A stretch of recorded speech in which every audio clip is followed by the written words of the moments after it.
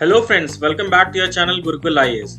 Lok Sabha election के result आ चुके हैं और एनडीए ने अपनी सरकार बना ली।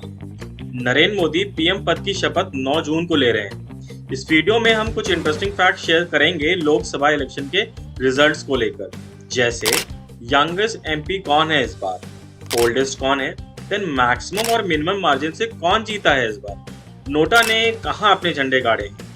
ऐसे ही सवालों के जवाब लेकर आया हूं। But before you can please subscribe to our channel Gurukul IAS.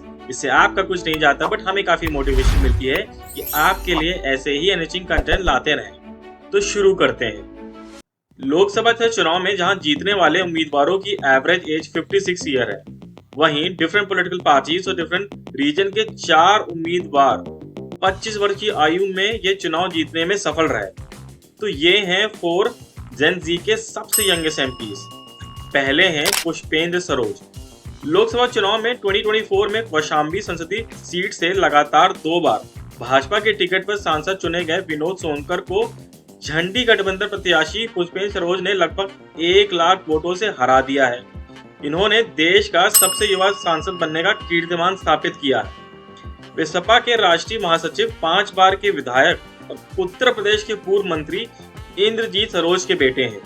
Pushpendra Saroj ने लंदन के क्वीन मैरी विश्वविद्यालय से अकाउंटिंग और मैनेजमेंट में बीएससी करने के बाद राजनीति में अपना कदम रखा। उसके बाद आती हैं प्रिया सरोज।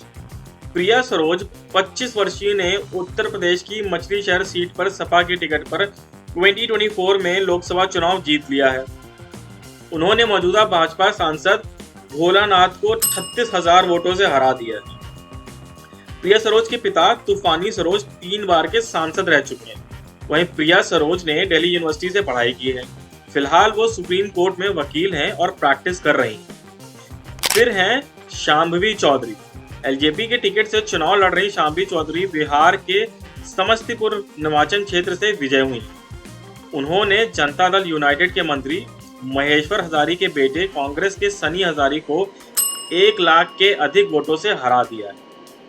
वह अशोक चौधरी की बेटी हैं, जो बिहार में नीतीश कुमार के नेतृत्व वाली कैबिनेट का हिस्सा है। उसके बाद है संजना जाटव, कांग्रेस के उम्मीदवार। संजना जाटव ने राजस्थान के भरतपुर सीट पर भाजपा के रामस्वरूप कोहली को 52,000 वोटों से हरा दिया है। उन्होंने पिछले साल आसाम में विधानसभा चुनाव में अपनी किस्मत आजमाई थी, लेकिन भाजपा के रमेश खेड़ी से केवल 409 वोटों से हार गई। जहां हर कोई इन उम्मीदवारों की युवा अवस्था की सराहना कर रहा है, वहीं तमिलनाडु से एक उम्मीदवार ऐसा भी है जो 18वीं लोकसभा चुनाव में अपनी रिकॉर्ड 7th जीत दर्ज करने में कामयाब रहा। तमिलनाडु राज्य के श्रीपेरुम्बदूर कंस्टिट्यूएंसी क्षेत्र से डीएमके उम्मीदवार टीआर बालू ने 82 साल की उम्र में लगातार तीसरी बार जीत दर्ज की है। इसके साथ ही वे इस लोकसभा चुनाव में चुने जाने वाले सबसे उम्रदराज उम्मीदवार बन गए। अब बात करते हैं कौन कितनी बड़ी मार्जिन से जीता और कौन सबसे छोटी मार्जिन से जीता। भारतीय राष्ट्रीय कांग्रेस के रकीबुल हुसैन ने असम के धुबरी कॉन्स्टिट्यूएंसी में सबसे बड़े अंतर से जीत हासिल की है। उन्होंने 10 लाख से ज्यादा वोटों से जीत दर्ज की है। अच्छा, ये ग्राफ में दूसरे नंबर पे शिवराज सिंह चौहान को दिखाया जा रहा है, बट एक्चुअल में अगर इलेक्शन कमीशन की साइट पर जाते हैं तो ये दूसरा नंबर पे आते हैं इंदौर के सांसद शंकर लालवानी, और इनकी विक्ट्री का मार्जिन को भी गलत कोट किया गया है। एक्चुअल विनिंग मार्जिन है 10 लाख अराउंड 8,000। वहीं शिवराज चौहान जी की मार्जिन है अराउंड 8 लाख। सो वो तीसरे नंबर पे। बाकी भी आप पॉज करके पढ़ सकते हैं। सबसे कड़ा मुकाबला शिवसेना के रविंद्र दत्तराम वायकर ने जीता, जिन्होंने महाराष्ट्र के मुंबई नॉर्थ वेस्ट कॉन्स्टिट्यूएंसी में अपने अपोनेंट शिवसेना यूपीटी के अमोल गजानन कीर्तिकर को मात्र 48 वोटों से हरा दिया है। फिर हैं कांग्रेस के अदूर प्रकाश फ्रॉम केरला। इनकी मार्जिन है अराउंड 684 वोट्स। बाकी भी लिस्ट आप पढ़ सकते हैं पॉज करके। अब बात करते हैं नोटा की। इसमें हमने एक सेपरेट वीडियो भी बनाया है जिसमें पूरी कहानी नोटा और क्या अब टाइम आ गया है कि नोटा अगर मैक्सिमम वोट पाता है तो नए कैंडिडेट के साथ फिर से इलेक्शन होना चाहिए, इन सब पर बहुत डिटेल में बात की गई और सुप्रीम कोर्ट का क्या वर्डिक्ट है वो भी हमने बताया है। 2024 के चुनावों में नोटा ने महत्वपूर्ण भूमिका निभाई। 2014 में अपनी शुरुआत के बाद पहली बार मध्य प्रदेश के एक ही कॉन्स्टिट्यूएंसी और में नोटा को तकरीबन 2 लाख से अधिक वोट मिले हैं। यहाँ भाजपा के शंकर लालवानी नोटा के खिलाफ चुनाव लड़ने वाले एकमात्र उम्मीदवार थे।